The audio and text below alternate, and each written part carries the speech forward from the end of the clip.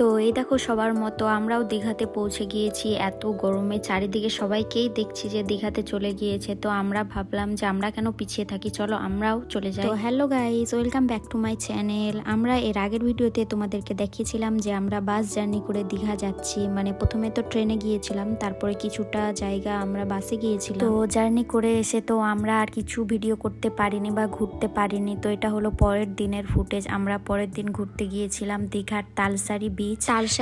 আমাদের যাওয়ার কথা ছিল একদম সকাল সকাল, কিন্তু কি আর করব, আমাদের ঘুম ভাঙলো না, কারণ আমাদের তো অভ্যাস 10টার দিকে উঠা। তো ওই জন্য আমরা সকাল সকাল যেতে পারি। সকাল সকাল গেলে নাকি ওইখানে লাল কাঁকড়া দেখা যায়, প্রচুর পরিমাণে বিছিয়ে থাকে লাল কাঁকড়া। তো আমরা তো সকালে উঠতে পারলাম না, তাই আমার ওই সিনটা দেখা আর হলো না।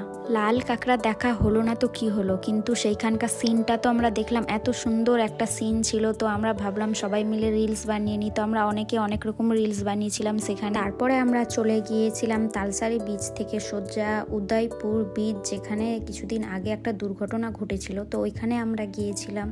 তো দেখো সিনটা কত সুন্দর, চারিদিকে দেখতে সুন্দর লাগছিল। এখানে ইনায়া, ইজান সবাই মিলে খুব এনজয় করছিল কোলে চেপে।